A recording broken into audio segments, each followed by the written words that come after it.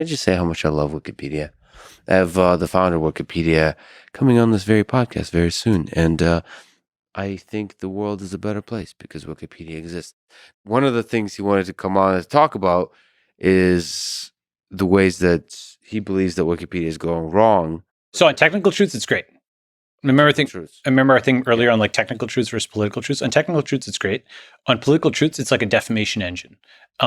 Just as one example, okay, this is something that I was going to write up, but there was a scam called HPZ token that managed to edit Wikipedia. Nobody detected it. It said that I was like the founder of HPZ token. That you were the founder. Yeah, I had nothing to do with this. Yeah.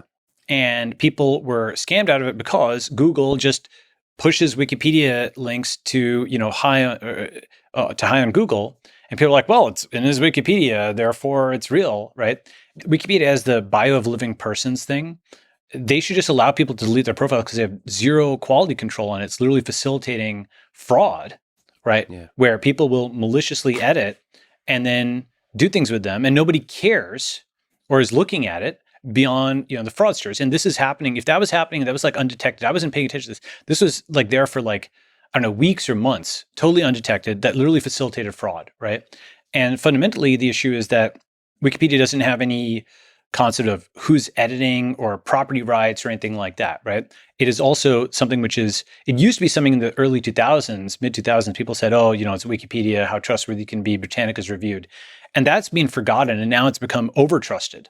Right? Remember the thing, like the more trust something gets, the less trustworthy it often becomes. It kind of abuses the power, right? Mm-hmm. So what I'm interested in, Google actually had a model a while back called KNOL.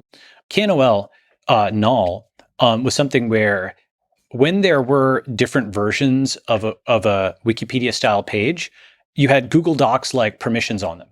For example, you might have 10 different versions of the Israeli-Palestinian conflict. Okay.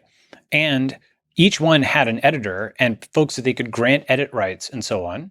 But this way you would actually be able to see different versions of a page, and they might have different versions of popularity, but this way you wouldn't have edit wars, you'd have forks, right? Mm-hmm. And they would all kind of, coexist. And then people could review them, and now you could see different versions of something versus the thing that just kind of rewards dogged persistence or being an editor or something like that. The other thing is a lot of the folks who have editorial privileges at Wikipedia are there from the early 2000s. And most of India wasn't online then.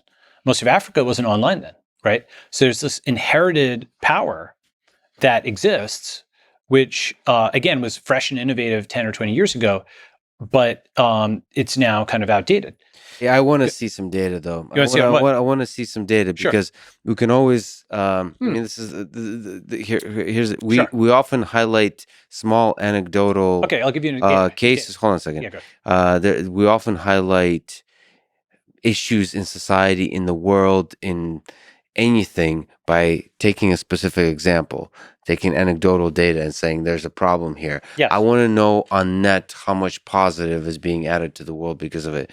My experience that I try to be empathetic and open-minded, my exploration of Wikipedia has been such that it is a breath of fresh air in terms of the breadth and depth of knowledge that is there. Now you can say there's bias built in. There's wars that are incentivized not to produce truth, but to produce a consensus around a particular narrative. But that is how the entirety of human civilization operates.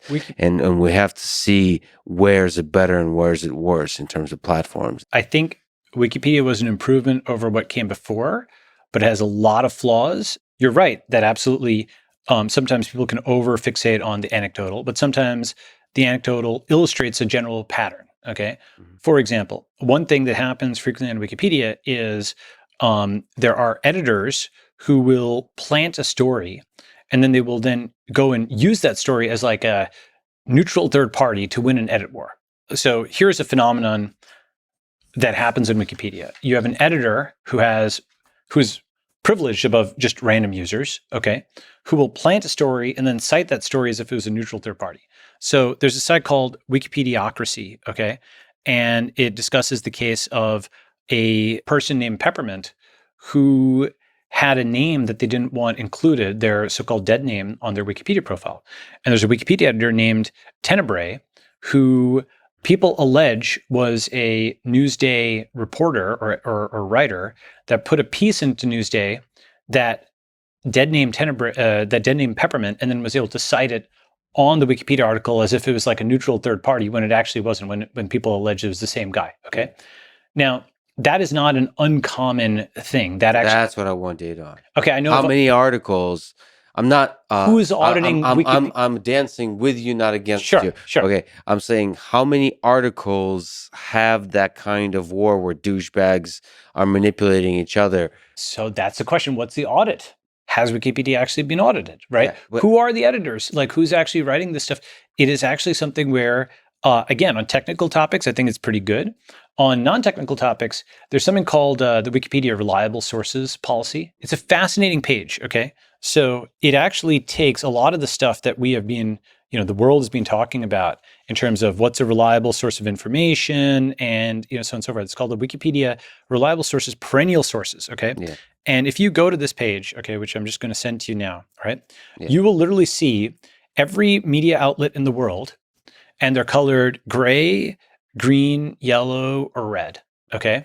And so red is like untrustworthy, green is trustworthy, yellow is like neutral, okay? Now, this actually makes Wikipedia's epistemology explicit. They are marking a source as trustworthy or untrustworthy. For example, you are not allowed to cite social media on Wikipedia, which is actually an enormous part of what people are posting. Instead, you have to cite a mainstream media outlet that puts the tweets in the mainstream article, and only then can it be cited in Wikipedia. By the way, to push back, this is a dance. We're dancing. Sure, of course. That those are rules written on a sheet of paper. I have seen Wikipedia in general play in the gray area that these rules create. Oh, well, if you are an editor, then you can get... But you can use the rules, and you can, because there's a lot of contradictions within the rules, you can use them to, in the ways you said, to achieve the ends you want. It really boils down to the incentives, the motivations of the editors. That's right. And one of the magical things about Wikipedia, the positive versus the negative, is that it seems like a very small number of people, same with Stack Overflow, can do an incredible amount of good editing and aggregation of good knowledge. Now, as you said, that seems to work much better for technical things over which there's not a significant division. Some of that has to do less with the rules and more with the human beings involved. Well, but here's the thing is, so first, let me take this. I should finish off this point of reliable source, perennial sources, right? So if you go to this, you'll see that Al Jazeera is marked green, but let's say the Cato Institute is marked yellow, right? The Nation is marked green. Oh, shit. Oh, snap. Okay. Why? Okay, sure. Yes. Right? The Nation is marked green, but National Review is marked yellow. Okay. You could probably go and so what's good about this is it makes the epistemology explicit, right? You could actually take this table, and you could also look at all the past edit wars and so on over it, and take a look at what things are starting to get marked as red or yellow and what things are starting to get marked as green. And I'm pretty sure you're going to find some kind of partisan polarization that comes out of it, right? Number one. Number two is, once something gets marked as being yellow or red, then all links and all references to it are pulled out. For example, CoinDesk, was marked as being like, what was yellow? It here? I think it's marked as red. CoinDesk, which is actually like... I get a lot of useful information from CoinDesk. That's right, but it's marked as red. Why? Because there's some Wikipedia editors who hate cryptocurrency. And so cryptocurrency on Wikipedia has been a huge topic where they've just edited out all the positive stuff. And these are senior editors of Wikipedia who can control what sources are considered reliable. So they've now knocked out CoinDesk. They've knocked out social media. They only allow mainstream media coverage, and not even all mainstream media, only those they've marked as green. Yeah. This is the manipulation of consensus. I want to know how many articles are affected by it. And hundreds of thousands. Hundreds of thousands. You could just say that randomly. You I can. I can, because all the affected. There's different levels of effect in terms of it actually having a significant impact on the quality of the article. Let me give you an example. Let me concrete example, right? The fact that people cannot cite direct quotes on social media, but can only cite the rehash of those quotes in a mainstream media outlet, and not just any mainstream media outlet, but those that are colored green on the Wikipedia reliable perennial sources policy, is a structural shift on every single article to make Wikipedia align with US mainstream media corporations, right? I am, as often, playing devil's advocate to counter a point so that the disagreement reveals some profound wisdom. That's what I'm doing here. But also in that task here, I'm trying to understand exactly how much harm is created by the bias within the team of editors that we're discussing, and how much of Wikipedia is technical knowledge. For example, the Russian invasion of Ukraine. Mm-hmm. The Wikipedia article I've seen there, now that changes very aggressively, a lot. And I hear from every side on this, but it did not seem biased to me. As compared to mainstream media in the United States. So now I'm going to sound extremely woke. Yeah. Okay. If you go and look at this, all right, Times of India is yellow, but Mother Jones, Jacobin, okay, they are green, right? So a niche, mostly white, Western, like partisan left outlet is marked green, but a billion people, like the Times of India is marked yellow, right? That's a structural bias towards Western media outlets and Western editors, when much of the rest of the world hadn't gone online or whatever. I would just love to see, in terms of the actual article, what ideas are being censored, altered, shifted. Okay. I just think it's an open, I'm not sort of... so the edit logs are there. The edit logs are public. Yeah, okay? So here's a way. It'd be fascinating. Yeah, is there a way to explore the ways that narratives are shifted because of this? Sure. So a very simple one is, if you were to pull all the edit logs of Wikipedia, you could see how many times are social media links disallowed. Okay. Like, first of all, think about it like this. Just the fact that social media is not allowed to like be cited on Wikipedia, or inconsistently. You think that's a problem? It's a huge problem. Like you can't cite, let's say, Jeff Bezos' own tweet. You have to cite some random media corporation. Here's the thing, and sorry if I'm interrupting. Please. Hopefully I'm adding to it. I think they're trying to create friction as to the sources used, because if you can use social media, then you can use basically bots to create a bunch of sources, right? And then that you can almost automate the editor war, right? Like, here's the thing: is basically Wikipedia initially, said, "Oh, we'll only cite mainstream media as a way of boosting its credibility in the early 2000s." Okay, when its credibility was low. Now it's sort of become merged with the U.S. establishment, and it only cites these things whose trust. I mean, have you seen the graphs on trust in mainstream media? Like, it's plummeted. It's down to like 10% or something like that, right? So the most trusted sources for Wikipedia are untrusted by the population. Yeah. True. That feels like it's a fixable technological problem. I think I'm underinformed, and my gut says we're both together underinformed to do a rigorous 3 to 4 hour discussion about Wikipedia. Okay, but hold on a second. Okay.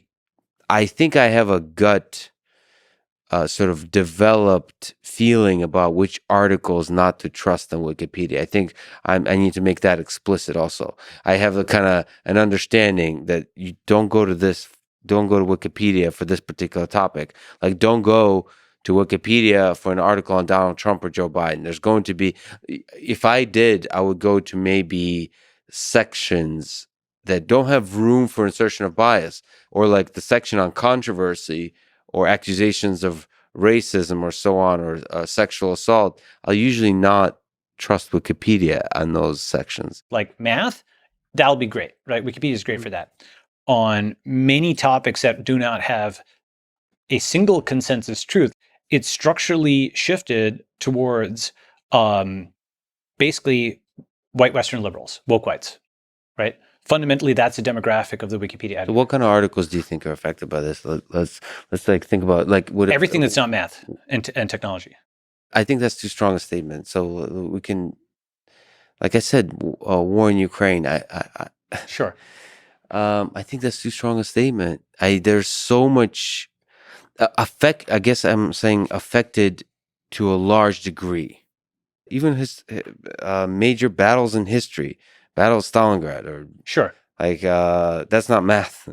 So Like, you think all of that is affected to a point where it's not a trusted source? absolutely. If you look at the edit wars, for example, on Stalin versus Hitler, the tone on Hitler starts out legitimately and justifiably as basically genocidal, maniacal dictator.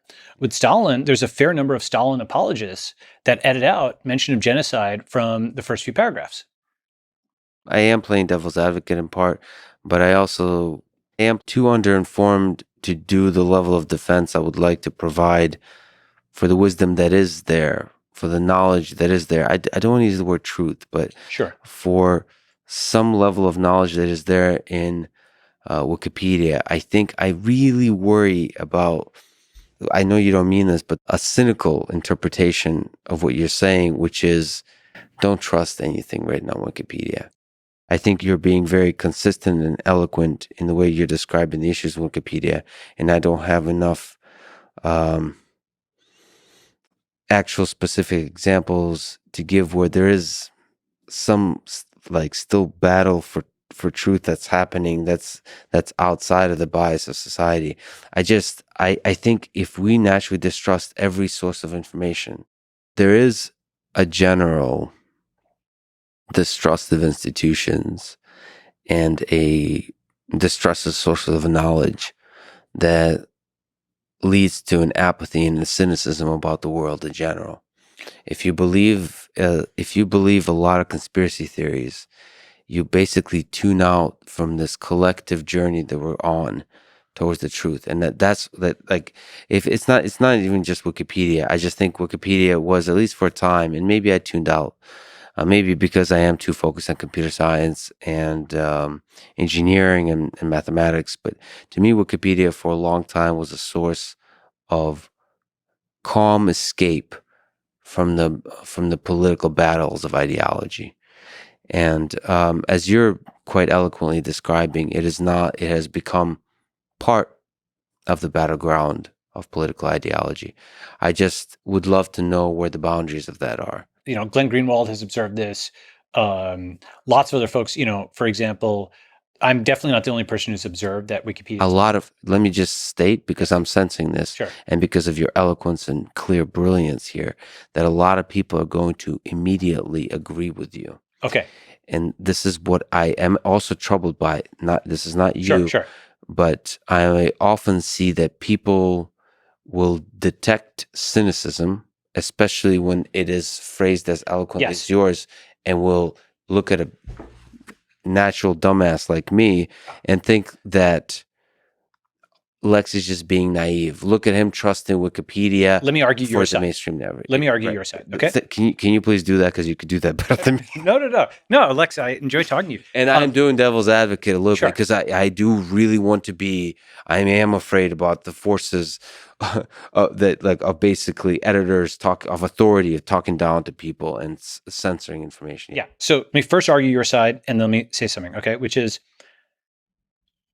what you are reacting to is, oh, even those things I thought of as constants are becoming variables. Where is the terra firma? If we cannot trust anything, then everybody's it's anarchy and it's chaos. Like there's literally no consensus reality and anybody can say anything and so on and so forth, right? And I think that there's two possible deviations from, let's say that the mainstream, obviously people talk about like QAnon, for example, as like this kind of thing where people just make things up. They just go totally, quote, supply chain independent from mainstream media. And if mainstream media is a distorted, gossamer of quasi-truth, Mhm. these guys go to just total fiction as opposed to like, right? The alternative to QAnon is not Blue Anon, mainstream media, but Satoshi Anon, okay, which is an upward deviation, okay, not a downward deviation to say there is no such thing as truth, but rather the upward deviation is decentralized cryptographic truth, not centralized corporate or government truth.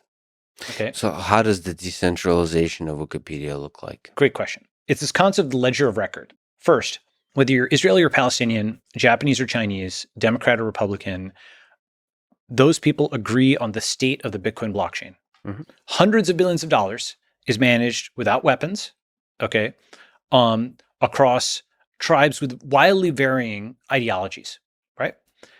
And what that means is that is a mechanism for getting literally consensus. It's called consensus, cryptographic consensus, proof of work. And when people can get consensus on this, what they're getting consensus on are basically bytes that determine who holds what Bitcoin. This is exactly the kind of thing people would fight wars over. For hundreds of billions of dollars, let alone millions of dollars, people will kill each other over that in the past, right? So for hundreds of billions of dollars, people can get consensus truth on this in this highly adversarial environment, right? So the first generalization of that is it says you can go from bytes that reflect what Bitcoin somebody has to bytes that reflect what stocks, bonds, other kinds of assets people have. That's the entire DeFi, Ethereum, that whole space. Okay. Basically, the premise is if you go from consensus on one byte by induction, you can go to consensus on n bytes, depending on the cost of getting that consensus, right? And almost anything digital can be represented, or everything digital can be represented as bytes, right? So now you can get consensus on certain kinds of digital information, Bitcoin, but then also any kind of financial instrument. And then the next generalization is what I call the ledger of record.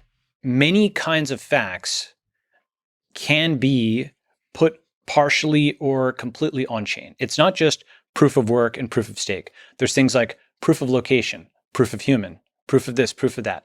The auditable oracles I talked about extend it further. Mhm. Lots and lots of people are working on this, right? Proof of solvency, seeing that some actor has enough of a bank balance to accommodate what they say they accommodate. You can imagine many kinds of digital assertions can be turned into proof of X and proof of Y. Mhm. You start putting those on chain, you now have a library of partially or completely provable facts.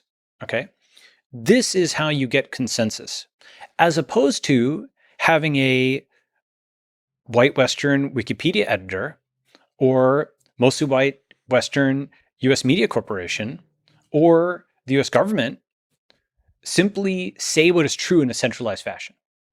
So do you think truth is such an easy thing as you get to higher and higher questions of politics? Is the problem that the consensus mechanism is being hacked, or is the problem that truth is a difficult thing to figure out? Was the 2020 election rigged or not? Is the earth flat or not? That's a scientific one. That's this is, My technical versus political truth spectrum. Yeah. but even the earth, like, well, that one is, yeah, never mind. That's a bad example because that is very, you can rigorously show that the earth is not flat. But there's some social phenomena, political phenomena, philosophical one that will have a lot of debates, historical stuff about the different forces operating within Nazi Germany and Stalinist Soviet Union. I think there's probably a lot of like the historians debate about a lot of stuff like Blitz, the book that talks about the influence of drugs in the Third Right. Reich, right? And Were they there's a on lot, meth or something? yeah, Right. they all there's a lot of debates about what is the significance of meth on the actual behavior and decisions of Hitler and so on. So there's still a lot of debates. Is it so easy to fix with decentralization, I guess is the question. So I actually have like basically chapter 2 of the network state book is on essentially this topic. And so it's like 70 pages or something like that. So let me try to summarize what I think about on this.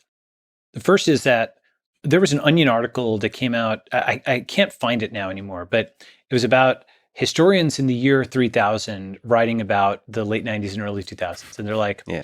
clearly, Queen Brittany was a very powerful monarch.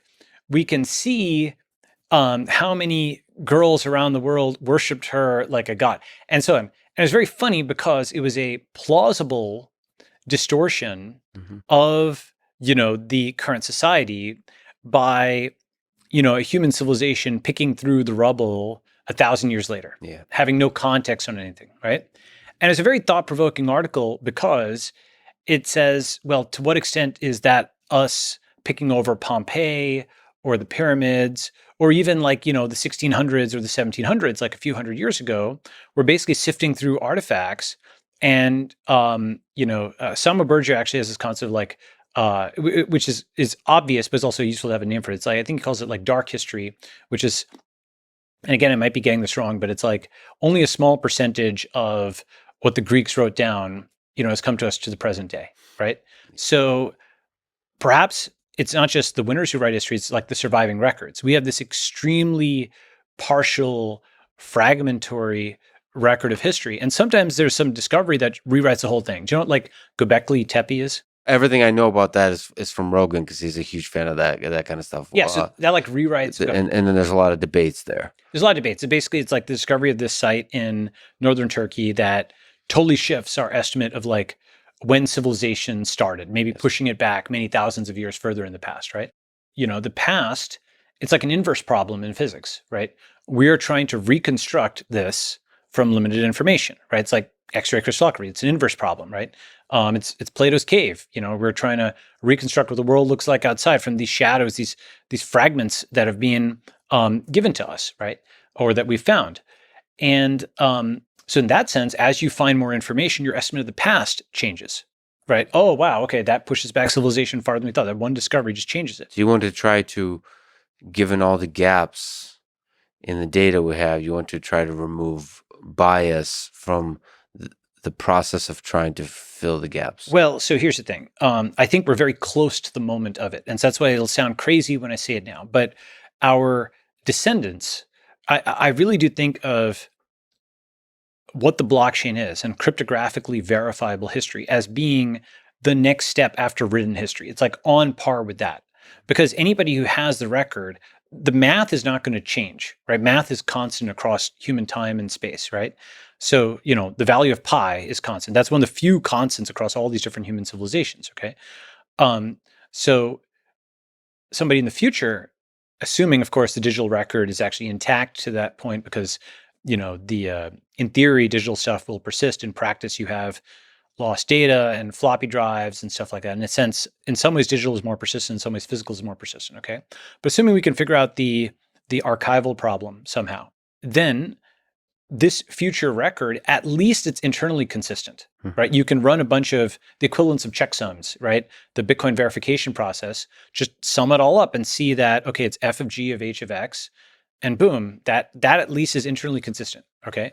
Again, it doesn't say that all the people who reported it were, they could have put something on chain that's false, but at least the metadata is likely to be very difficult to falsify. And this is a new tool. It's really a new tool in terms of a robust history that is expensive and technically challenging to edit and alter. And that is the alternative to the Stalin-esque rewriting of history by centralized power. Yeah, I'm going to have to do a lot of actually reading and thinking about, I'm actually, as you're talking, I'm also thinking about the fact that I think 99% of my access to Wikipedia is on technical topics. Because I basically use it very similarly to Stack Overflow. And even there, it doesn't have unit tests. For example, one thing... That's a good way to put it. Right. So one thing I remember, again, I might be wrong on this, but I recall that the Kelly criterion, it's actually quite a useful thing to know. It's like how to optimally size your bets, okay? And you can have, given your kind of probability that some investment pays off or assumed probability, you can have bets that are too large, bets that are too small. Sometimes the Kelly criterion, it goes negative and actually it says, you should actually take leverage. You're so sure this is a good outcome that you should actually spend more than your current bankroll because you're going to get a good result, right? Yes. So it's a very sophisticated thing. And as I recall, many sites on the internet have the wrong equation. Mm-hmm. And I believe that was reprinted on Wikipedia. The wrong equation was put on Wikipedia as a Kelly criterion for a while. It's funny. Okay.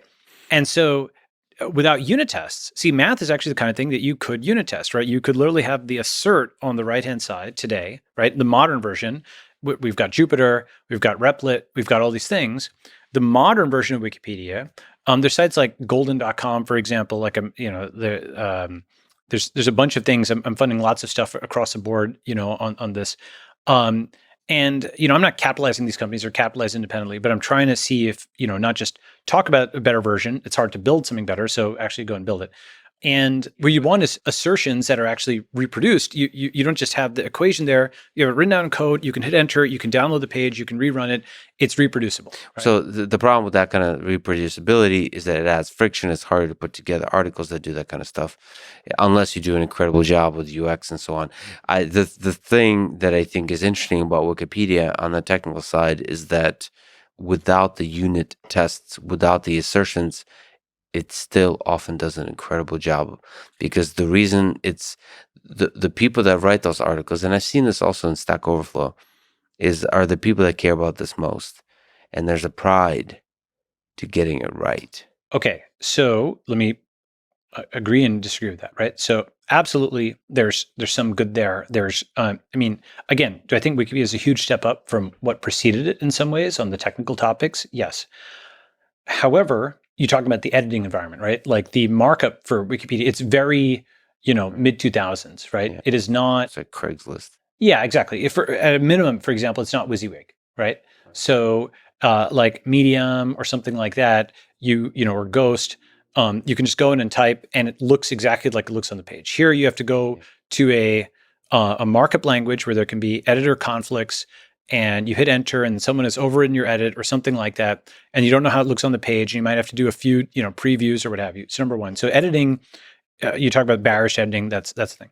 Number two is, given that it might be read 1,000 times for every one time it's written, it is important to actually have the mathematical things unit tested, if they can be, given that we've got modern technology.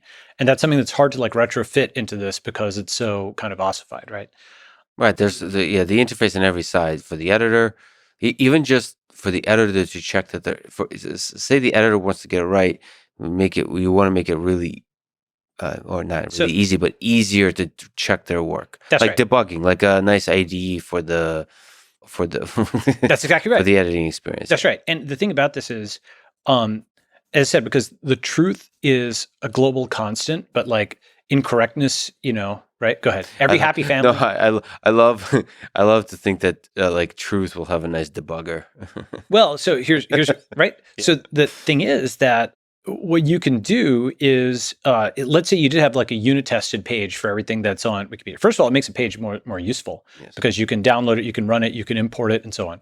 Second is it leads into one of the things that we can talk about. I've sort of like a roadmap for building alternatives to not just existing companies, but to many existing U.S. institutions, from media and tech companies to courts and government and, academia and nonprofits.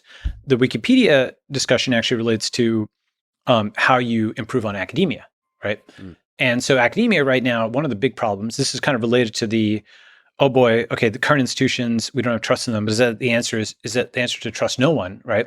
And I think the alternative is decentralized cryptographic trust or verification. And how does that apply to academia?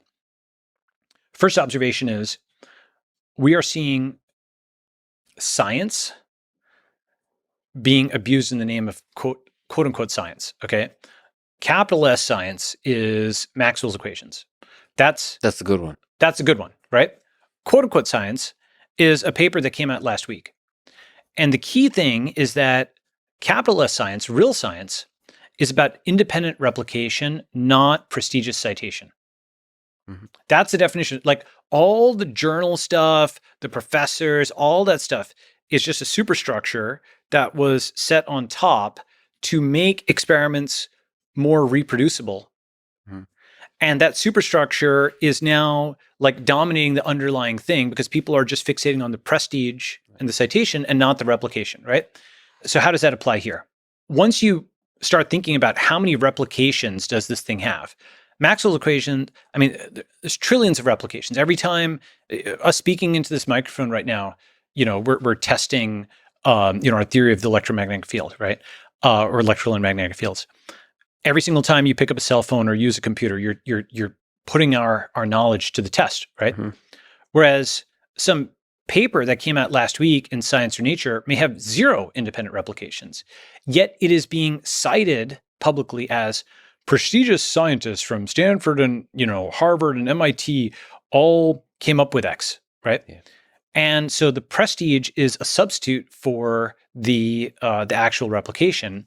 So there's a concept called Goodhart's law. Okay, I'm just going to quote it: "When a measure becomes a target, it ceases to be a good measure." Okay, so for example, backlinks on the web were a good signal for Google to use when people didn't know they were being used as a signal. Yeah, you talked about quantity versus quality, and PageRank was a pretty good approximation for quality. Yes, Such a fascinating thing, by the way. But yeah, it's a fascinating thing. We can talk about that. But basically, once people know that you're using this as a measure, they will start to game it.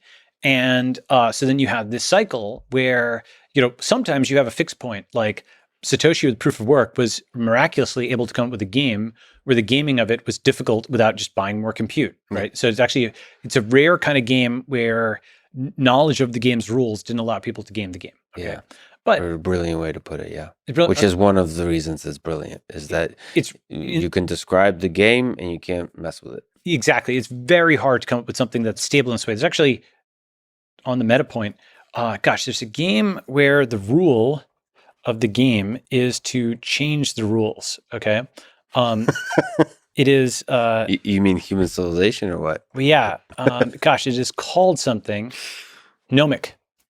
Okay. Nomic. Nomic is a game where the rule of the game is to change the rules of the game. Yeah. At first, that seems insane. Then you realize that's Congress.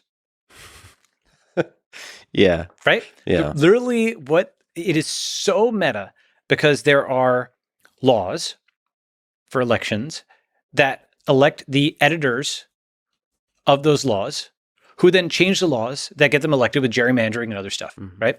That's a bad way of thinking about it. The other way of thinking about it is this is what every software engineer is doing. You are constantly, quote, changing the rules by editing software and pushing code updates and so on, right? So, many games devolve into the metagame of who writes the rules of the game, right? Become essentially games of Nomic. Proof of work is so amazing because it didn't devolve in such a way, right? It became very hard to rewrite the rules once they got set up. Very financially and technically expensive. That's not to say it will always be like that, but it's very hard to change. If we could take a small tangent, we'll